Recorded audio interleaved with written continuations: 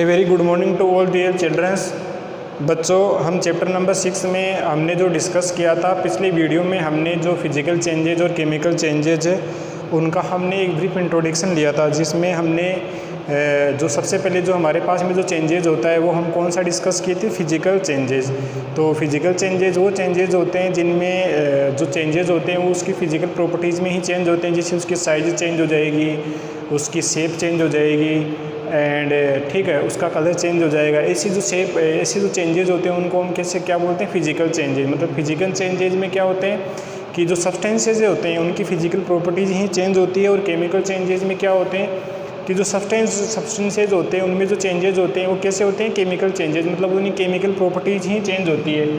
अब हमारे पास में जो हमने जो डिस्कस किया था, जो हमारे पास में जो फिजिकल चेंजेज है उनके डिफरेंट एग्जांपल्स को हमने डिस्कस कर लिया था। उसके बाद में हमारे पास में दो इम्पोर्टेंट एग्जांपल्स बच गए, उनको हम वो डिस्कस करते हैं। जिसमें हमारे पास में पहला है मेल्टिंग ऑफ आइस, मतलब बर्फ़ का पिघलना, एंड फ्रीजिंग ऑफ वाटर, मतलब पानी का जमना। फ्रीजिंग का मतलब होता है जमा हो जाना, ठीक है, हार्ड बन जाना पानी का, ठीक है। तो ये भी ये हमारे पास में एग्जांपल है कि हमारे पास में जो बर्फ़ का पिघलना और फ्रीजिंग ऑफ वाटर, ये हमारे पास में एक चेंजेज है। ये तो ये किस टाइप का चेंजेज है, ये फिजिकल चेंजेज है। किस टाइप का चेंजेज है, फिजिकल चेंजेज। देखो यहाँ पे जैसे हमारे पास में आइस है, वो किस फॉर्म में है भी, सॉलिड। जैसे हमारे पास में बर्फ़ है, वो कैसी है भी, सॉलिड फॉर्म में है, मतलब वो कैसी है, हार्ड है। जैसे हमने इस बीकर में बर्फ़ के छोटे छोटे टुकड़े हमने कलेक्ट कर लिए, तो बर्फ़ के भी टुकड़े किस फॉर्म में है, सॉलिड फॉर्म में है, ठीक है। फिर जैसे ये बाहर हम इनको रखेंगे धूप के अंदर, तो ये हीट मिलने से ये क्या हो जाएंगे, ये पिघलना, बर्फ़ है वो पिघलना चालू हो जाएगी, और पिघलने से हमारे पास में बर्फ़ है वो किस में बदल जाएगी, पानी के अंदर बदल जाएगी। तो वाटर के अंदर, वाटर क्या है हमारे पास में, लिक्विड है, और आइस हमारे पास में क्या, सॉलिड है। देखो, the melting of ice to form water is a physical changes. तो ये किस प्रकार का चेंजेज है हमारे पास में, फिजिकल चेंजेज है। इसका मतलब क्या हुआ कि बर्फ़ है, बर्फ़ अभी सॉलिड फॉर्म में है, ठीक है, और ये जैसे ही हम इसको हीट देंगे तो ये किस फॉर्म में चली जाएगी, लिक्विड फॉर्म में चली जाएगी। तो यहाँ पर तो इसकी स्टेट्स तो चेंज हो रही है। यहाँ पे पहले तो ये सॉलिड थी और बाद में किस में बदल गई, लिक्विड में। किस में बदल गई, लिक्विड में। क्या दिया हमने इसको, हीट, मतलब इसको हमने हीट दिया, आइस को हीट दिया, मतलब आइस को हम गर्म करेंगे, ठीक है। तो आइस अभी सॉलिड फॉर्म में है, जैसे हम इसको हीट देंगे तो ये किस में फॉर्म में बदल जाएगी, लिक्विड फॉर्म में। तो यहाँ पर जो चेंज हो रहा है वो इसकी फिजिकल प्रॉपर्टी तो चेंज हो रही है कि पहले तो ये सॉलिड थी, लिक्विड बदल गई, लिक्विड में चेंज होगी। अब हमारे पास में जैसे लिक्विड में ये चेंज होगी तो वापस हम इसको ठंडा करेंगे, ठीक है, वापस हम इसको ठंडा करेंगे तो वापस ये किस में बदल जाएगी, सॉलिड में बदल जाएगी, ठीक है। तो ये हमारे पास में जो चेंजेज होते हैं, फिजिकल चेंजेज, वो रिवर्सिबल होते हैं। रिवर्सिबल का मतलब क्या हो गया, जैसे बर्फ़ है, बर्फ़ को गर्म करेंगे तो वो पानी में बदल जाएगी, पानी को वापस ठंडा करेंगे तो वो पानी बर्फ़ में बदल जाएगा, तो वापस अपनी पुरानी अवस्था में लौट जाएगा। ये हमारे पास में जो आइस है पुरानी अवस्था में आगे नहीं आ गई। तो इस प्रकार के जो चेंजेज होते हैं उनको हम क्या बोलते हैं, फिजिकल चेंजेज। जो चेंजेज रिवर्सिबल चेंजेज होते हैं उनको फिजिकल चेंजेज बोलते हैं, और इन चेंजेज में इनकी फिजिकल प्रॉपर्टीज़ ही चेंज होती है और किसी प्रकार का चेंजेज इनमें नहीं होता है। ये हमारे पास फिजिकल चेंजेस का एक एग्जाम्पल सोल्व हो गया। उसके बाद में सेकंड एग्जांपल देखो, boiling of water and condensation of steam, ठीक है। जैसे हम पानी को हम गर्म किया, हमने एक बीकर में हमने पानी लिया, इसको हमने बर्नर पे रखा, तो पानी हमारे पास में भी किस फॉर्म में है, पानी को हमने गर्म किया, एक बीकर में हमने रख के इसको बर्नर पे रख के हमने इसको गर्म किया। तो गर्म करने से पहले हमारे पास में पानी किस फॉर्म में था, लिक्विड फॉर्म में, मतलब पानी किस फॉर्म में था, लिक्विड फॉर्म में। और जैसे इस पानी को हम गर्म करेंगे, हीट देंगे, बर्नर पे इसको हम रखेंगे, तो पानी क्या हो जाएगा, इवोपोरेट होना चालू हो जाएगा, मतलब पानी का भाप बनना चालू हो जाएगा। और वो पानी, जैसे ही पानी को हम गर्म करेंगे तो पानी भाप बन के ऊपर चला जाएगा एटमॉस्फेयर में। तो पहले तो ये लिक्विड फॉर्म में था, जैसे इसको गर्म करेंगे तो ये किस फॉर्म में बदल गया, ठीक है, एयर फॉर्म में। ठीक, किस फॉर्म में बदल गया, एयर का मतलब होता है स्टीम। इस पानी की क्या बन गई, स्टीम बन गई। क्या बन गई, इसकी भाप बन गई, नहीं बन गई। जो इसका मतलब हो गया कि इससे पानी को हम गर्म करेंगे तो पानी गर्म करने से पहले तो लिक्विड फॉर्म में था, और जैसे ही इसको हम गर्म करेंगे तो ये किस में बदल जाएगा, स्टीम, मतलब इसकी भाप बन जाएगी। क्या बन जाएगी, भाप। अब हमारे पास में पानी है, पानी को हमने गर्म किया तो इसकी भाप बन गई, लेकिन इस भाप को वापस हम कंडेंसेशन करेंगे, मतलब वापस ये ठंडे करेंगे इसको हम, तो वापस हमारे पास में भाप किस में बदल जाएगी, वाटर के अंदर। किस में बदल जाएगी, पानी के अंदर। समझे नहीं समझे आप। इसका मतलब ये हो गया कि जैसे पानी है, बीकर में पानी को हम गर्म करेंगे तो वो पानी है वो स्टीम मतलब भाप में कन्वर्ट हो जाएगा, वाटर वेपर में चेंज हो जाएगा। लेकिन इस वाटर वेपर में पहले तो वाटर वेपर को वापस हम ठंडा करेंगे, ठीक है, वापस स्टीम को वापस हम ठंडा करेंगे गैस फॉर्म को, ठीक है। तो पानी वापस किस में ये हमारे पास में जो वाटर वेपर है किस में चेंज हो जाएगी, पानी में चेंज हो जाएगी। तो यहाँ पर देखो, यहाँ पर लिक्विड था, लिक्विड से गैस बन गई और गैस को वापस हमने ठंडा किया तो पानी बन गया। तो हमारे पास में परमानेंट चेंजेस थोड़ी है, ये तो इसकी स्टेट्स तो चेंज हो रही है कि पहले लिक्विड था और फिर गैस फॉर्म में बदल गया पानी। तो इस प्रकार के जो चेंजेस होते हैं उनको हम बोलते हैं फिजिकल चेंजेस। इनकी सबकी फिजिकल प्रॉपर्टीज़ ही चेंज हो रही है और इसमें कोई चेंजेस नहीं हो रहा है। और ये रिवर्सिबल चेंजेस होते हैं। रिवर्सिबल का मतलब होता है पानी वापस अपनी पुरानी अवस्था में लौट जाएंगे। जैसे पानी को गर्म किया, भाप बन गई, भाप को वापस ठंडा किया, पानी में बदल गई। तो इस प्रकार के जो चेंजेस होते हैं वो रिवर्सिबल चेंजेस होते हैं। अब जो नेक्स्ट हमारे पास में जो चेंजेस का जो टाइप है हमारे पास में, वो हमारे पास में है केमिकल चेंजेस। दो टाइप के चेंजेस हमने पढ़े थे कि एक तो फिजिकल चेंजेस होता है जिसमें उसकी फिजिकल प्रॉपर्टीज ही चेंज होती है, और एक है हमारे पास में केमिकल चेंजेस जिसमें उसकी केमिकल प्रॉपर्टीज ही चेंज होती है। अब हम जो डिस्कस करने जा रहे हैं वो हम डिस्कस करने जा रहे हैं केमिकल चेंजेस के बारे में। देखो, explain with example, chemical changes को एग्जाम्पल से थ्रू इसको समझाना है और ये बताना है केमिकल चेंजेस क्या होते हैं। देखो, दो changes in which new substance are formed are called chemical changes. जिन चेंजेस में यदि कोई नया सब्सटेंस बनता है तो उन चेंजेस को हम क्या बोलते हैं, केमिकल चेंजेस। जबकि फिजिकल चेंजेस में कोई नया सब्सटेंस नहीं बनता है। उसके बाद में देखो, the properties of new substance formed in chemical changes are entirely different from the original substance. जो केमिकल चेंजेस में जो चेंजेस होते हैं उसमें जो नया मटेरियल बनता है तो वो ओरिजिनल सब्सटेंस से बिल्कुल ही अलग ही होता है, ठीक है। During chemical changes a substance undergoes A change in its chemical composition. हमारे पास में जो चेंजेस होते हैं, ठीक है, तो फिजिकल और केमिकल चेंजेस, तो केमिकल चेंजेस में जो नया मटेरियल बनता है तो उसकी केमिकल प्रॉपर्टीज ही चेंज होती है, और फिजिकल चेंजेस में उसकी फिजिकल प्रॉपर्टी चेंज होती है, ठीक है। तो इस केमिकल चेंजेस में उस सब्सटेंस की क्या हो जाएगी, फिजिकल प्रॉपर्टी, वो केमिकल प्रॉपर्टी चेंज हो जाएगी। अब देखो, chemical changes are called chemical reaction. जो केमिकल जो चेंजेस होते हैं उनको हम क्या बोलते हैं, केमिकल रिएक्शन भी हम इनको कह सकते हैं। The chemical changes are permanent changes. ये इस प्रकार के जो चेंजेस होते हैं वो परमानेंट चेंजेस होते हैं, not to reverse to form original substance. ये वापस अपनी पुरानी अवस्था में नहीं लौट सकते हैं। आप देखो, इनको हम केमिकल रिएक्शन भी बोलते हैं। इसमें देखो, a lot of energy in the form of heat. यहाँ पर जो रिएक्शन यदि होगी केमिकल रिएक्शन तो उसमें हीट भी निकल सकती है, ठीक है, लाइट भी निकल सकती है और साउंड भी निकल सकता है। इस आइदरी अब्जॉर्ब, या तो उसमें ये चीज़ें अब्जॉर्ब होगी या कहाँ निकलेगी, बाहर निकलेगी। अब यहाँ पे देखो, हमारे पास में जो केमिकल चेंजेस होते हैं उसके कुछ कैरेक्टरिस्टिक देखो। एक तो यहाँ पे जैसे केमिकल चेंजेस होगा, ये तो यहाँ पे एक तो या तो one or more new substance are form, या तो एक नया सब्सटेंस बनेगा, एक से ज़्यादा बन सकता है। जैसे हमारे पास में कोई भी केमिकल चेंजेस होते हैं, जैसे दूध से है दही का बनना, तो दही दूध है, दूध पहले अलग उसकी केमिकल प्रॉपर्टीज़ थी, और जैसे हम वो थोड़े समय बाद में वो किस में कन्वर्ट हो जाता है, दही में कन्वर्ट होने लग जाता है। वो उस प्रकार का चेंजेस कैसा है, केमिकल चेंजेस। क्योंकि दूध है पहले तो कैसे था, और बिल्कुल सही था, उसको हम पीने के लिए काम में ले सकते हैं। लेकिन दही जब बन गया तो बिल्कुल खट्टा हो गया, तो उसकी केमिकल प्रॉपर्टी चेंज हो गई।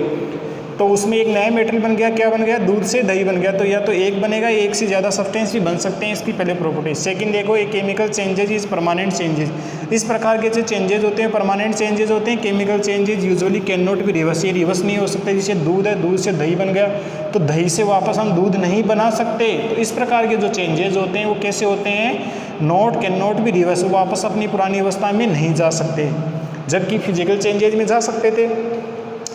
उसके बाद में थर्ड इसके कैरेक्टरिस्टिक देखो, a lot of energy in the forms of heat light is either absorb or given out in a chemical changes. अब केमिकल चेंजेज में या तो हीट निकलेगी, ठीक है, या लाइट निकलेगी, या साउंड निकलेगा, या तो वो अब्जॉर्ब हो जाएगा या बाहर भी निकल सकता है। वो उस केमिकल रिएक्शन पे डिपेंड करता है। ये इसकी थर्ड प्रॉपर्टीज़ होगी। उसके बाद में फोर्थ देखो, साउंड में भी produce in chemical changes. Chemical changes में साउंड भी प्रोड्यूस बन सकता है, साउंड की आवाज़ भी साउंड भी बन सकता है, हमें को सुनाई भी दे सकता है। ए चेंजेज इन ए स्मेल में टेकन प्लेस और न्यू स्मेल में भी given of in a chemical changes. Chemical changes में या तो उसकी स्मेल चेंज हो जाएगी या उसे एक बिल्कुल ही नई टाइप की स्मेल भी बन सकती है, ठीक है। जैसे हमारे पास में दूध है, दूध से दही बनता है, तो दूध में तो अलग स्मेल आती है और दही में अलग स्मेल आती है। तो उस टाइप का भी चेंजेस हो गया, नहीं हो गया कि उसकी स्मेल चेंज होगी, तो ये हमारे पास में एग्जांपल किसका हो गया, केमिकल चेंजेस का। उसके बाद में देखो परमानेंट चेंज इन कलर में take place in a chemical changes. Chemical changes में जो चेंज आ रहा है कलर का, तो भी परमानेंट चेंज हो जाता है। जिसमें इसमें देखो ये यहाँ पे एक पेपर है, एक आदमी ने पेपर का टुकड़ा जला रहा है, तो पेपर जलने से पहले तो किस कलर का था, वाइट कलर का, ठीक है। और जैसे आदमी ने इसको माचिस की तीली लगा के इसका जलाया, तो इसका पेपर का कलर क्या हो जाएगा, ब्लैक कलर। तो क्या ब्लैक कलर से ब्लैक कलर से वापस हम वाइट कलर जनरेट कर सकते हैं, वाइट कलर का पेपर प्राप्त कर सकते हैं, नहीं प्राप्त कर सकते। तो इस प्रकार का जो चेंजेज होता है वो किस प्रकार का चेंजेज होता है, केमिकल चेंजेज। किस प्रकार का चेंजेज होता है, केमिकल चेंजेज। एक गैस में भी फॉर्म इन केमिकल चेंजेस, तो हमारे पास में जो केमिकल चेंजेज है उसमें गैस भी बन सकती है। अब हम इस एग्जांपल के थ्रू हम इसको समझेंगे केमिकल चेंजेस को। यहाँ पर हम क्या करेंगे, एक पीस ऑफ पेपर, हम एक पेपर का टुकड़ा लेंगे with A lighted match stick. इसको हम हमारे पास में जली हुई माचिस को जो तिल्ली है उससे हम इसको जलाएंगे। देन एंटायरली न्यू सब्सटेंस, तो इससे जो नए सब्सटेंस क्या बनी पेपर में। जैसे पेपर को हम जलाएंगे तो कार्बन डाइऑक्साइड गैस बाहर निकलेगी, वाटर वेपर निकलेंगे, और स्मोक मतलब धुआं, और एस का मतलब होता है धूल के कण वगैरह है, ठीक है। तो ये सारी की सारी नई चीज़ें बनी नहीं बनी। पेपर तो पहले वाइट कलर का था, जैसे हम इसको जलाएंगे तो कार्बन डाइऑक्साइड गैस बाहर निकलेगी, वाटर वेपर निकलेंगे, धुआं निकलेगा, ठीक है, धूल के कण भी निकलेंगे, निकलेंगे नहीं निकलेंगे।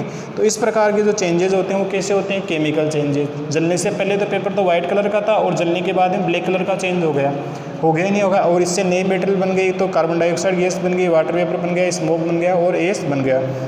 So the burning of paper is a chemical changes. तो पेपर का जलना किस प्रकार का चेंजेस है, केमिकल चेंजेस। केमिकल चेंजेस क्यों है, क्योंकि जले हुए पेपर के बाद में इससे नए मेटेरियल भी बन रहे हैं, और हमारे पास में यदि पेपर को जलाते हैं तो जलाने के बाद में वापस जो पेपर है अपनी पुरानी अवस्था में नहीं लौट सकता है, और इससे एक से ज़्यादा या तो एक नया सब्सटेंस बन सकता है, या एक से ज़्यादा भी बन सकते हैं।